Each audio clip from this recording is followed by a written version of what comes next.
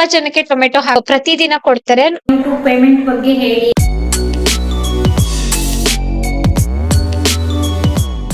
Hello ಸ್ನೇಹಿತರೆ, welcome back to my channel. ಬುಧವಾರದ vlog ಇದು. ಮಧ್ಯಾಹ್ನದ ಮೇಲೆ ಇವತ್ತು ವಿಡಿಯೋನ ಶುರು ಮಾಡಿದೀನಿ. ಮಧ್ಯಾಹ್ನ ಊಟಕ್ಕೆ ರೆಡಿ ಮಾಡ್ತಾ ಇದ್ದೆ. ಇವತ್ತು ಮೊಟ್ಟೆ ಪಲ್ಯ ಮಾಡೋಣ ಅಂತ ಹೇಳಿ ಮೊಟ್ಟೆ ಪಲ್ಯ ಮಾಡೋದಕ್ಕೆ ಒಂದು ಕಡಾಯಿಗೆ ಎಣ್ಣೆ ಹಾಕಿದ್ದೆ. ಈರುಳ್ಳಿ ಕಟ್ ಮಾಡ್ಬಿಟ್ಟು ಸೇರ್ಸಿದೀನಿ. ಹಂಗೇನೆ ಅದ್ರ ಜೊತೆ ಒಂದು ಹಸಿಮೆಣಸಿನಕಾಯಿ ಕೂಡ ಸೇರ್ಸಿದೀನಿ. ನಾನಿಲ್ಲಿ ಟೊಮೆಟೊ ಹಾಕಿಲ್ಲ. ನಿಮ್ಗೆ ಟೊಮೆಟೊ ಬೇಕಂತಂದ್ರೆ ಹಾಕೊಳ್ಬಹುದು. ತುಂಬಾ ಜನಕ್ಕೆ ಟೊಮೆಟೊ ಹಾಕಿದ್ರೆ ಇಷ್ಟ ಆಗ್ತದೆ, ಇನ್ನು ತುಂಬಾ ಜನಕ್ಕೆ ಇಷ್ಟ ಆಗೋದಿಲ್ಲ. ಇಲ್ಲಿ ನಾನು ಸ್ಪೈಸಸ್ ತಗೊಳ್ತಾ ಇದ್ದೀನಿ. ಸ್ವಲ್ಪ ಅರಿಶಿನ ಪುಡಿ, ಸ್ವಲ್ಪ ಗರಂ ಮಸಾಲ, ಸ್ವಲ್ಪ ಚಿಕನ್ ಮಸಾಲ, ಎಲ್ಲಾನು ಸ್ವಲ್ಪ ಸ್ವಲ್ಪ ಚಿಟಿಕೆ ಅಷ್ಟೇನೆ, ಜಾಸ್ತಿ ಏನಿಲ್ಲ. ಈರುಳ್ಳಿ ಫ್ರೈ ಆಗಿದ ನಂತರ ನಾನು ಇದಕ್ಕೆ ಉಪ್ಪನ್ನ ಸೇರಿಸ್ತಾ ಇದ್ದೀನಿ. ಕಲ್ಲುಪ್ಪನ್ನ ಸೇರಿಸ್ತಾ ಇದ್ದೀನಿ. ಹಂಗಾಗಿ ಸ್ವಲ್ಪ ಬೇಗನೆ ಉಪ್ಪನ್ನ ಹಾಕಿದೀನಿ. ಈ ಪುಡಿ ಉಪ್ಪಾದ್ರೆ ಕೊನೆನಲ್ಲಿ ಹಾಕ್ತಾ ಇದ್ದೆ ಮೊಟ್ಟೆ ಒಡೆದು ಹಾಕಿದ ನಂತರ. ಇದು ನಮ್ಮೂರ್ ಕಡೆ ಗೋಕರ್ಣ ಕಡೆ ಸಿಗುವಂತಹ ಉಪ್ಪಿದು, ಅಲ್ಲಿ ತಯಾರಾಗುವಂತಹ ಉಪ್ಪು. ಇನ್ನ ಈರುಳ್ಳಿ ಫ್ರೈ ಆಗಿದ ನಂತರ ಗರಂ ಮಸಾಲ, ಚಿಕನ್ ಮಸಾಲ, ಅರಿಶಿನ ಪುಡಿ ಅಷ್ಟನ್ನು ಕೂಡ ಸೇರಿಸಿದ್ದೆ. ಇವಾಗ ಮೊಟ್ಟೆ ಒಡೆದು ಹಾಕ್ತಾ ಇದ್ದೀನಿ. ಒಂದು 4 ಮೊಟ್ಟೆ ಅಷ್ಟು ಒಡೆದು ಹಾಕಿದೀನಿ ನಾನು. ಮತ್ತೆ ಶುಂಠಿ ಬೆಳ್ಳುಳ್ಳಿ ಪೇಸ್ಟ್ ಏನು ಹಾಕಿಲ್ಲ ನಾನು ಈ ಪಲ್ಯಗೆ. ಬರೇ ಈರುಳ್ಳಿ ಹಾಕಿ ಮಾಡ್ತಾ ಇರೋದಲ್ವಾ. ನೀವು ಟೊಮೆಟೊ ಎಲ್ಲ ಹಾಕಿ ಮಾಡ್ತೀರಿ ಅಂತಂದ್ರೆ ಶುಂಠಿ ಬೆಳ್ಳುಳ್ಳಿ ಪೇಸ್ಟ್ ಎಲ್ಲ ಹಾಕೊಳ್ಬಹುದು. ನಾನ್ ತೀರಾ ಸ್ಪೈಸಸ್ ಕೂಡ ಹಾಕಿಲ್ಲ ಇದಕ್ಕೆ, ಲೈಟ್ ಆಗಿ ಹಾಕಿರುವಂತದ್ದು. ಈ ಮೊಟ್ಟೆ ಹೊಡೆದ್ ಹಾಕಿದ ನಂತರ ಇದ್ರ ಹಸಿ ಸ್ಮೆಲ್ ಹೋಗೋವರೆಗೂ ಫ್ರೈ ಮಾಡ್ಬೇಕು. ಕೊತ್ತಂಬರಿ ಸೊಪ್ಪು ಕೂಡ ಸ್ವಲ್ಪ ಜಾಸ್ತಿನೇ ಕಟ್ ಮಾಡ್ಬಿಟ್ಟು ಸೇರ್ಸಿದ್ದೆ ನಾನು.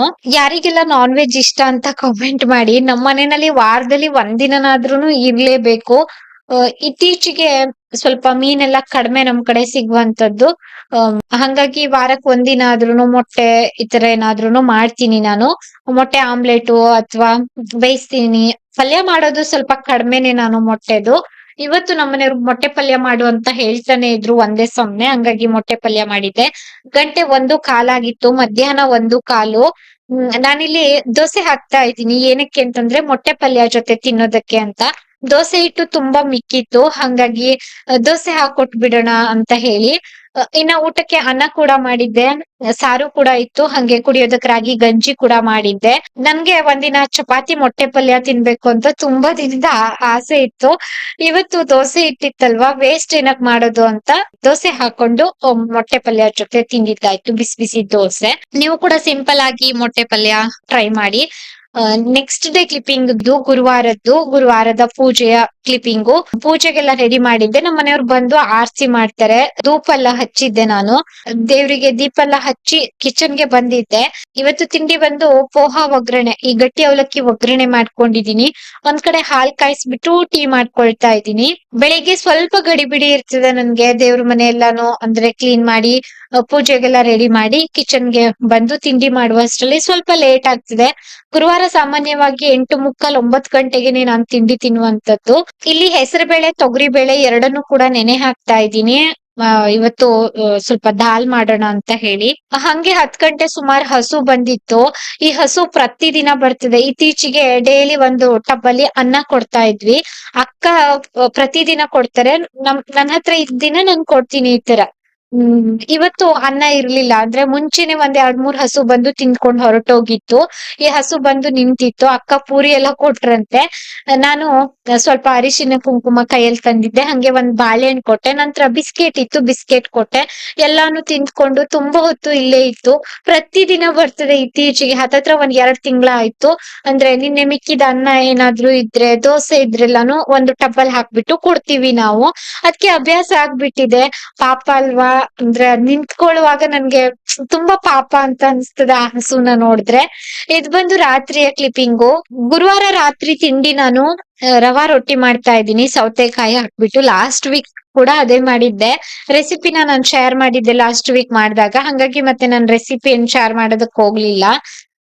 ಇತ್ತೀಚಿಗೆ ಚಪಾತಿ ಕಡಿಮೆನೆ ಮಾಡ್ಬಿಟ್ಟಿದ್ದೀನಿ. ಅಂದ್ರೆ ಗುರುವಾರ ಏನಾದ್ರೂ ಬೇರೆ ಬೇರೆ ತಿಂಡಿ ಎಲ್ಲ ಮಾಡ್ಕೊಳ್ತೀನಿ. ರೊಟ್ಟಿ ಕೂಡ ರೆಡಿ ಆಯ್ತು. ಇನ್ನೇನ್ ಕುತ್ಕೊಂಡ್ ತಿನ್ಬೇಕಷ್ಟೇನೆ. ಪಾಪು ಇವತ್ತು 7:30 ನಂತರ ಮತ್ ಬಂದೇ ಇಲ್ಲ. ಅಂದ್ರೆ ಒಂದು 3-4 ಬಾರಿ ಬಂದಿದ್ದ, ನಂತರ ಬಂದೇ ಇಲ್ಲ. ಸಂಜೆ ನಂತರ ಸ್ವಲ್ಪ ಬೇಜಾರಂತ ಅನ್ಸ್ತಾ ಇತ್ತು. ರಾತ್ರಿ 9:45 ಇವಾಗ ಸಿಗ್ತಾ ಇದೀನಿ. ತುಂಬಾ ಜನ ನನಗೆ ಕಾಮೆಂಟ್ ಅಲ್ಲಿ ಕೇಳ್ತಾ ಇದ್ರು, ವಿದ್ಯಾವ್ರೆ ನಿಮ್ ಕಡೆ ಮಳೆ ಹೇಗಿದೆ ಅಂತ. ನಮ್ ಕಡೆ ಮಳೆನೇ ಇಲ್ಲ, ಮಳೆಗಾಲದ ಫೀಲಿಂಗ್ ಇನ್ನ ಕೂಡ ಬಂದೇ ಇಲ್ಲ. ಒಂದ್ ಸ್ವಲ್ಪ ದಿನ ಬಂದಿತ್ತು ಮುಂಚೆ ಮಳೆಗಾಲ ಅಂತ, ಇವಾಗ ನೋಡಿದ್ರೆ ಬೇಸಿಗೆಗಾಲ ತರ ಬಿಸಿಲು. ನಮ್ ಕಡೆ ಅಂತೂ ಮಳೆನೇ ಕಡಿಮೆ, ತುಂಬಾ ಕಡಿಮೆ ಅಂತಾನೆ ಹೇಳ್ಬಹುದು. ಇನ್ನ ದಕ್ಷಿಣ ಕನ್ನಡ ಕಡೆ ಎಲ್ಲ ತುಂಬಾ ಜೋರ್ ಮಳೆ ಇತ್ತು ಒಂದು ಸ್ವಲ್ಪ ದಿನ. ಈ ಕಡೆ ಈ ವರ್ಷ ಅಷ್ಟೊಂದು ಮಳೆನೇ ಇಲ್ಲ. ನಮ್ಮ ಉತ್ತರ ಕನ್ನಡ ಕಡೆ ಕೆಲವೊಂದು ಹಳ್ಳಿಗಳಲ್ಲಿ ಬೀಳ್ತಾ ಇರಬಹುದು, ಈ ಕಡೆ ಅಂತೂ ಕಡಿಮೆ ನನ್ನ ಪ್ರಕಾರ. ಇನ್ನ ಒಂದು ಹಪ್ಪಳದ ಬಗ್ಗೆ ತುಂಬಾ ಚೆನ್ನಾಗಿ ಕೇಳಿದ್ರಿ. ನಾನು ಬಳಸುವಂತದ್ದು ಪ್ಯಾಕೆಟ್ ಹಪ್ಪಳ.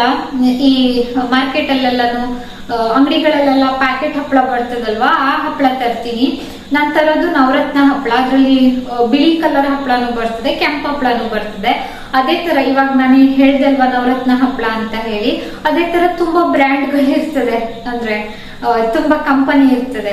ಹೆಸರು, ಹಪ್ಪಳದ ಹೆಸರು ಬೇರೆ ಬೇರೆ ಬೇರೆ ಅಂದ್ರೆ ಇರ್ತದೆ.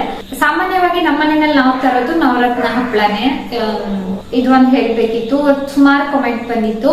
ಇನ್ನ ನನ್ಗೊಂದು ಕಾಮೆಂಟ್ ಬಂದಿತ್ತು. ವ್ಯೂವರ್ಸ್ ಒಬ್ರು ಒಂದು ಪ್ರಶ್ನೆ ಕೇಳಿದ್ರು, ವಿದ್ಯಾವ್ರೆ ನಿಮ್ಮ ಯೂಟ್ಯೂಬ್ ಪೇಮೆಂಟ್ ಬಗ್ಗೆ ಹೇಳಿ ಅಂತ. ಯೂಟ್ಯೂಬ್ ಪೇಮೆಂಟ್ ಬಗ್ಗೆ ಕೇಳಲೇಬೇಡಿ. ರೀಸನ್ ಏನಂತಂದ್ರೆ ಇತ್ತೀಚಿಗಲ್ಲ ಸಾರಿ, ಒಂದ್ 2 ವರ್ಷ ಹತ್ತತ್ರನೇ ಆಯ್ತು. 2 ತಿಂಗಳಿಗೊಮ್ಮೆ 3 ತಿಂಗಳಿಗೊಮ್ಮೆ ಈ ತರ ಪೇಮೆಂಟ್ ಬರ್ತಾ ಇದೆ. ರೀಸನ್ ಏನಂತಂದ್ರೆ ಮುಂಚೆ ಎಲ್ಲ ತುಂಬಾ ಚೆನ್ನಾಗಿ ವ್ಯೂಸ್ ಬರ್ತಾ ಇತ್ತು ಎಲ್ಲರಿಗೂ. ಇವಾಗ ತುಂಬಾ ಡೌನ್ ಇದೆ ವ್ಯೂಸ್. ಅಂದ್ರೆ ಸ್ವಲ್ಪ ಕ್ರಿಯೇಟರ್ಸ್ಗೆ ಮಾತ್ರ ವ್ಯೂಸ್ ಇದೆ, ಇನ್ನ 80% ಜನಕ್ಕೆ ವ್ಯೂಸ್ ತುಂಬಾ ಡೌನ್ ಇದೆ. ತುಂಬಾ ಜನ ಹೇಳ್ತಾರೆ ಹಂಗೇನೆ ವ್ಯೂಸ್ ಡೌನ್ ಇದೆ ಅಂತ. ವ್ಯೂಸ್ ಡೌನ್ ಇದ್ದಿದ್ದು ಕೂಡ ಹೌದು. ಇನ್ನ ಒಂದೇನಂತಂದ್ರೆ ಇವಾಗೆಲ್ಲ AI ಟೇಕ್ ಓವರ್ ಮಾಡಿರೋದ್ರಿಂದ ನೋಟಿಫಿಕೇಶನ್ ಹೋಗ್ತಾ ಇಲ್ವೋ ನನ್ಗೆ ಅದ್ರ ಬಗ್ಗೆ ಗೊತ್ತಿಲ್ಲ. ನೋಟಿಫಿಕೇಶನ್ ಹೋಗೋದಿಲ್ಲ ನನ್ನ ಪ್ರಕಾರ. ಏನಕ್ಕೆ ಅಂತಂದ್ರೆ ನನ್ಗೇನೆ ಇನ್ನ ಒಂದ್ ಮೊಬೈಲ್ ಇದೆ ಅಲ್ವಾ, ಇದಕ್ಕೆ ನೋಟಿಫಿಕೇಶನ್ ಬರೋದಿಲ್ಲ. ವ್ಯೂಸ್ಗೆ ಇದು ಒಂದು ಮ್ಯಾಟರ್ ಆಗ್ತಿದೆ. ನಮ್ಮ ಮನೆಯವರೇನೋ ಹೇಳ್ತಾರಂತೆ. ಇನ್ಸ್ಟಾಗ್ರಾಮ್ ಅಲ್ಗೋರಿದಮ್ ಹೇಗೆ ಯಾವ ರೀತಿ ಕ್ರಿಯೇಟರ್ಸ್ಗೆ ಪುಷ್ ಮಾಡುತ್ತೆ, ಆ ತರ ಯೂಟ್ಯೂಬ್ ಅಲ್ಲಿ ಅಲ್ಗೋರಿದಮ್ ಚೇಂಜ್ ಆಗಿದೆ, ಪುಷ್ ಮಾಡ್ತಾ ಇಲ್ಲ ಈಗ. ಇದೊಂದು ರೀಸನ್ ನಮ್ಮ ಮನೆಯವ್ರು ಹೇಳ್ತಾ ಇದಾರೆ. ಇನ್ನ ಒಂದ್ ಏನಂತಂದ್ರೆ ನಾನು ಹೇಳ್ದಲ್ವಾ, ನನ್ಗೆ ಇತ್ತೀಚೆಗೆ 2 ತಿಂಗಳಿಗೆ 3 ತಿಂಗಳಿಗೆ ಪೇಮೆಂಟ್ ಬರ್ತಾ ಇದೆ. ಹತ್ತತ್ರ 2 ವರ್ಷ ಆಯ್ತು ಈ ತರ ಆಗ್ತಾ ಇರೋದು. ಇನ್ನ ಒಂದೇನಂದ್ರೆ ಮುಂಚೆಲ್ಲ ನಾನು ಪ್ರತಿದಿನ ವಿಡಿಯೋ ಹಾಕ್ತಾ ಇದ್ದೆ, ಹಾಗೆ ವ್ಯೂಸ್ ಬರ್ತಾ ಇತ್ತು, ಮಂತ್ಲಿ ನಾನು ಇನ್ಕಮ್ ತಗೊಳ್ತಾ ಇದ್ದೆ. ಇತ್ತೀಚೆಗೆ ಏನಾಗಿದೆ ಅಂತಂದ್ರೆ ನಾನು 2 ದಿನಕ್ಕೆ 3 ದಿನಕ್ಕೆಲ್ಲ ವಿಡಿಯೋ ಅಪ್ಲೋಡ್ ಮಾಡ್ತೀನಿ. ಹಾಗಂದ ಮಾತ್ರಕ್ಕೆ ನನಗೆ ಯೂಟ್ಯೂಬ್ ಬಗ್ಗೆ ಇಂಟ್ರೆಸ್ಟ್ ಇಲ್ಲ ಅಂತಲ್ಲ, ನನಗೆ ತುಂಬಾ ಇಂಟ್ರೆಸ್ಟ್ ಇದೆ. ಬೇರೆ ಬೇರೆ ರೀತಿ ವ್ಲಾಗ್ಸ್ ಎಲ್ಲ ಮಾಡ್ಬೇಕು ಅಂತ ಹೇಳಿ.